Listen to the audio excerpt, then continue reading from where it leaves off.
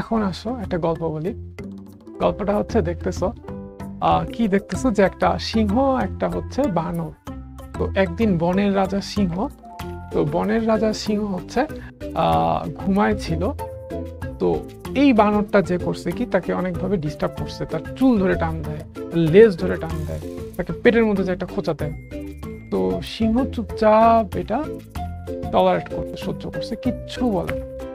অনেকক্ষণ বানর এই সিংহের সাথে এরকম দুষ্টামি ফাইজলামি করে করে তারপর একসময় অন্য জায়গায় চলে গেছে। এটা আবার দূর থেকে দেখছে হচ্ছে বৃদ্ধ শেয়াল।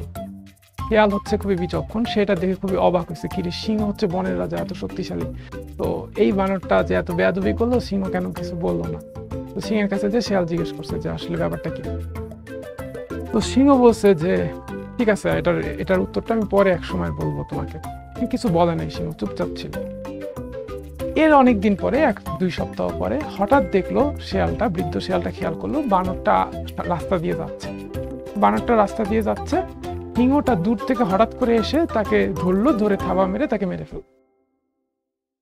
তো শেয়ালটা খুবই অবাক হয়েছে যে সপ্তাহখানেক আগে বানরটা এত বেয়াদবি করছে কিন্তু সিংহ কিছুই বলেনি, ঠিক আছে, বাট হচ্ছে আজকে তো কিছুই করেনি, এবার সিংহটা মেরে ফেললো। তখন সে খুবই অবাক হয়ে সিংহের কাছে জিজ্ঞেস করছে ব্যাপারটা। সিংহ তখন যে দেখো, প্রথম সে যখন আমার সাথে বেয়াদবি করছে তখন যদি আমি তাকে মেরে ফেলতাম, তখন এটা কিন্তু কেউ জানতো না যে সে আমার সাথে বেয়াদবি করছে জন্য আমি তাকে মারছি।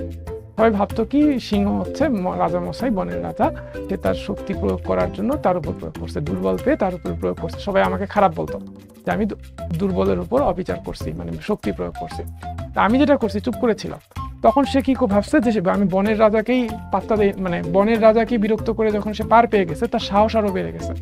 এই 2 সপ্তাহের মধ্যে সে অন্যান্য প্রাণীদেরকে অনেক জ্বালাতন করছে। সে বাঘের পিঠে যে খোঁচা দিছে, সে হচ্ছে জিরাফের পেটে যে এরকম করে গুঁতা দিছে, তারপরে হচ্ছে একজনের মনে করো যে কান ধরে টান দিছে, হরিণের কান ধরে টান দিছে।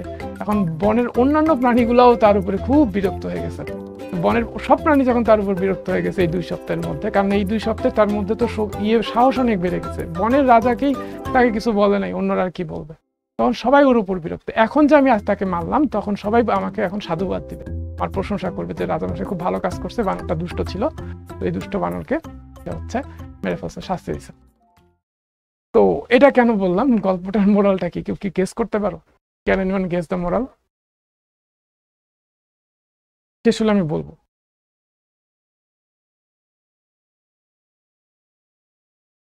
দেখো, আমরা সবসময় যেটা করি যে হচ্ছে রিয়াকশনটা খুব দ্রুত দেওয়ার চেষ্টা করি।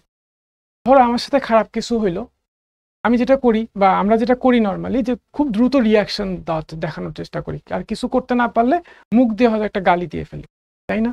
বাট এই রিয়াকশনটা তুমি যদি স্লো করো তাহলে জীবনে অনেক বেনিফিট পাওয়া যায়। রিয়াকশনটা স্লো করলে অনেক বেনিফিট পাওয়া যায়। তুমি যদি রাগের বসে একটা ডিসিশন নাও, রাগের বসে বসে যখন তুমি একটা কাজ করো, হ্যাঁ হঠাৎ তোমাকে কেউ কিছু বললো, তুমি হয়তো রেগে গেলা, রেগে যে তুমি রিয়াকশন দিয়ে দেখায় পাল্টা একটা খারাপ কথা বলে ফেললা, তাহলে দেখা গেল তোমাদের মধ্যে হয়তো সম্পর্কটাও বিচ্ছেদ হয়ে গেল বা সম্পর্কটা নষ্ট হয়ে গেল। সবসময় সাথে সাথে রিয়াকশন না দেখায় তুমি যদি রিয়াকশনটাকে একটু স্লো করো, তাহলে পরবর্তীতে চিন্তা ভাবনা করে কাজ করলে কাজটা আরো বেটার আউটপুট তোমাকে দিতে পারে। So two master reaction, one must first master waiting. ঠিক আছে, আগে ওয়েট করতে জানতে হবে, পেশেন্স নিয়ে তুমি ওয়েট করবা।